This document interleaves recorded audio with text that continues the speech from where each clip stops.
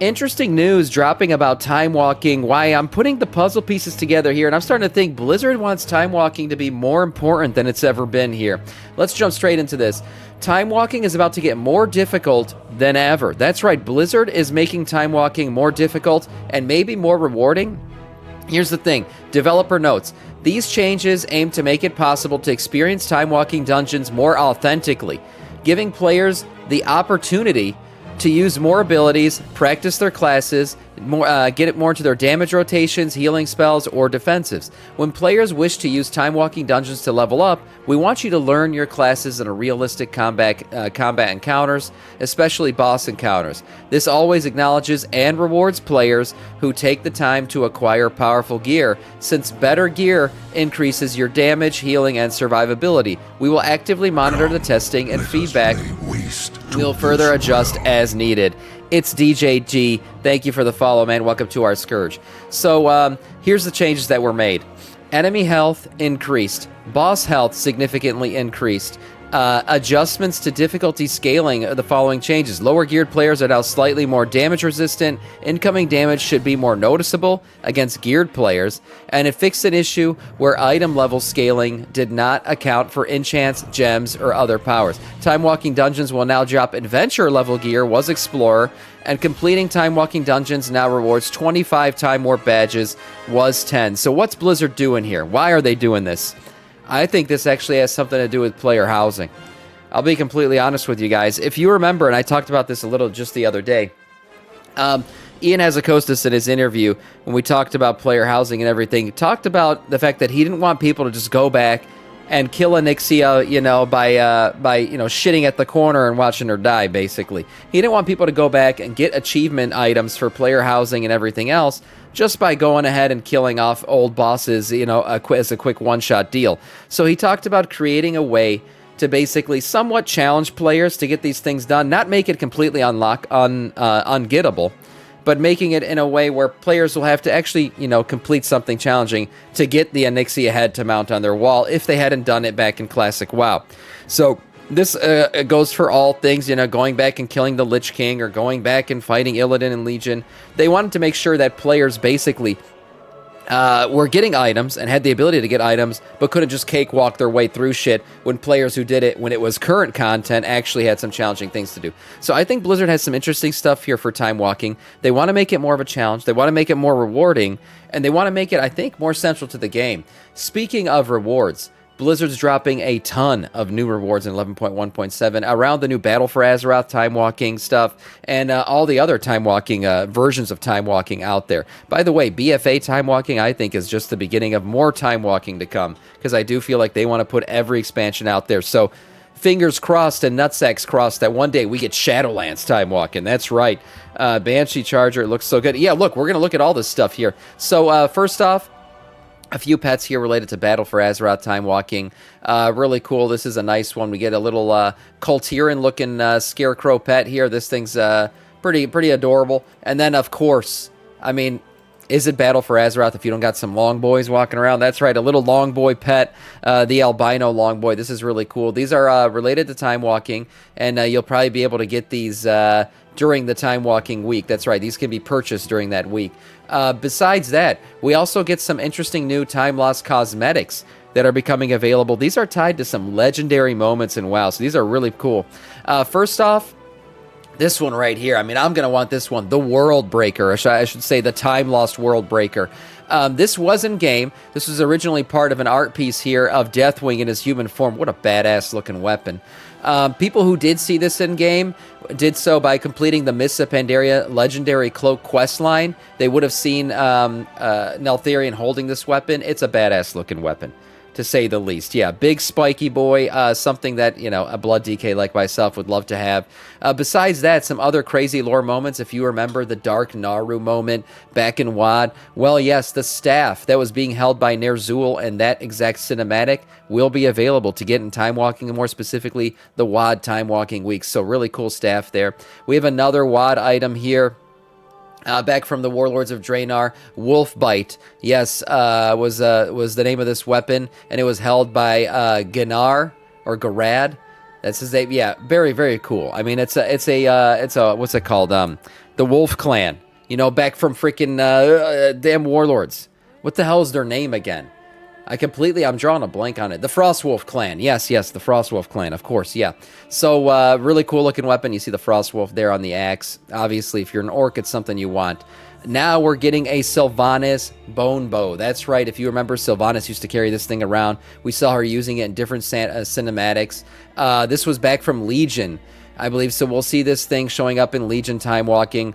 Yeah, the cool bone Sylvanas bow, obviously, for your Sylvanas cosplay, if you want to get into that. And this is the back when Sylvanas was cool and not a complete fucking lost cause like she was in Shadowlands. And then finally here, an interesting one, the Time Lost Tempest Collar.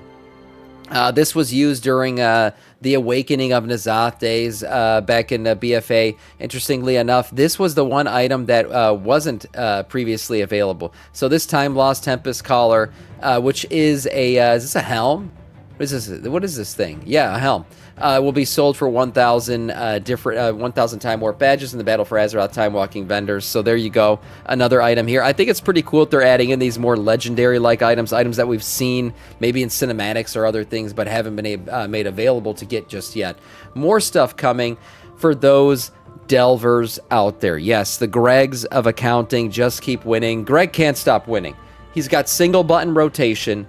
He's got these new, what are they called, empowered or overcharged delves, and now he's getting a delve-specific achievement mount. That's right. This thing's going to be available in 11.1.7. It is known as the redeployment module. No, that's a toy. This thing is known as the OC91 Chariot. And how you're going to get this thing is by completing the Titan's Console Overcharge. So filling this thing completely out. If you don't know what this is, you're going to have overcharged delves, and you're actually going to have a talent tree in a way to fill out during this thing. So if you purchase, if you get enough disc fragments and unlock all the skills in the overcharged time console, which I guess could take some time throughout the season, you will unlock the achievement that gives you this glorious mount. Yes, it's one of the, another Mechno mount, but this one's very Titan infused. It's got nice Titan theming to it. It's got some pretty cool cracks in it and stuff like that. So yeah, Delvers rejoice. You're getting your love again. No balls from Greg from accounting. Hey, Greg's got big balls. Big balls. You just got to, he keeps them hidden. The rest of this stuff really is another achievement here. This is the a Hearthstone toy, I believe. Yeah, Hearthstone will finally be available to players to obtain who overcharge their Delver's achievement, who get the achievement, which requires completion of 4 out of 6 overcharged delves. So completing 4 out of 6 overcharged delves will give you an achievement that gives you a nice little toy here. What is this?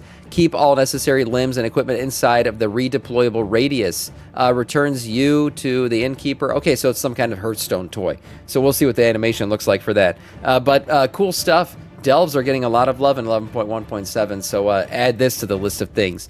Besides that, Remix mount. That's right, we got a Remix of Mists of Pandaria Remix mount. If you played through Remix, you got this thing already, but it looks like this thing's going to be made available on the trading post. The silvery, I don't know what you call these things, birdie. What are these things called? The Silver Crane. Yes, so the Silver Crane, if you don't already have it, you're going to get your shot at getting it for a trading post item, 325 Trender for this one. And then finally, probably the coolest set of them all. Return to Karazhan, man. This set right here is absolutely glorious, and it's an homage to the original chess game boss.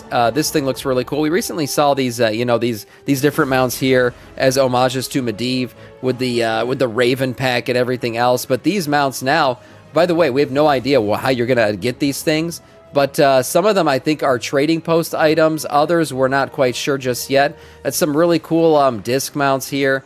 Obviously, this is, again, part of the chess event. This is really, really cool. A chess board with 2 of the chess pieces on the end. We got different colorways of this mount. A really cool one. If you played through this boss back in the day, this boss was considered to be pretty innovative, right? Moving chess pieces along the board, and it eventually became an easy freebie boss.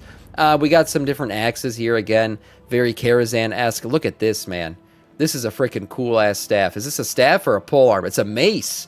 Oh my god, it's a mace. Yeah, this is really, really cool. This is like the knight piece, badass-looking mace, the horse head, and then a cool chess piece shield. Yes, very, very cool. Look at that, different colorways, looking pretty damn good.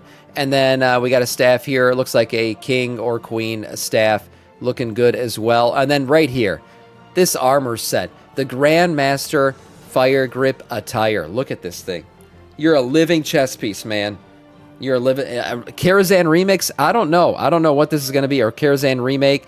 I have no idea what kind of event is going to give you these armor sets. The armor sets in particular, they have no idea how we're going to get these just yet, but they look freaking glorious. There are different colorways of this set as well.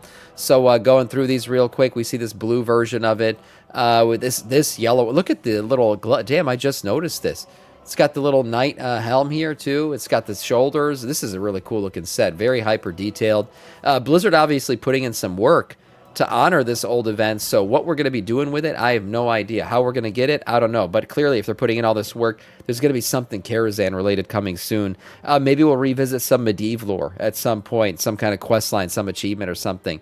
Really cool-looking stuff. 11.1.7 shaping up to be a really good patch for Transmog, that's for sure. And that is all in terms of news. Off with his head, Alice in Wonderland Queen quote. Yeah, yeah. Some Kingdom Hearts looking gear. Yeah, it does kind of give you a Kingdom Hearts vibe. I agree with that. Yeah, really cool looking stuff, though. I'm excited to get some of these items for sure. Another item here, a preview of the Banshee charger mounts coming to the trading post in July 2025.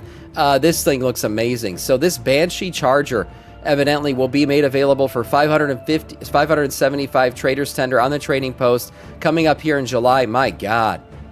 Oh my God. Is it confirmed? Are we getting all these colorways? This kind of reminds me of the Slime Cat mount. Damn, look at that with the Sylvanas little badge on the side too. This is really, really good looking. And then you got two kegs of God knows what back here too. Different colorways, the green tint as well. It looks like everything is going to be made available here. So a really cool looking mount. I mean, my God. These are nice. Oh, a purple colorway too. So all of these related to the Banshee. Oh my God, look at the seat here. Hold on, is the seat red on all these? Yeah, it is. I don't know why I didn't notice it until I saw this golden one. This was a nice one for Paladins. Really cool looking mount. Obviously the trading post is getting some really, really nice stuff. We looked at the other item as well from the trading post, the crane. So these are looking really good for the trading post for sure. Also, on top of all this other stuff, we could be getting more news very soon. With all these other announcements coming out on May 9th. That's right. Blizzard is attending today PAX East. So PAX East is an event, right? It's a community manager thing. All these other things will be announced there. Blizzard has an entire panel going down called Evolving Azeroth, Creating a Living World, Past, Present, and Future.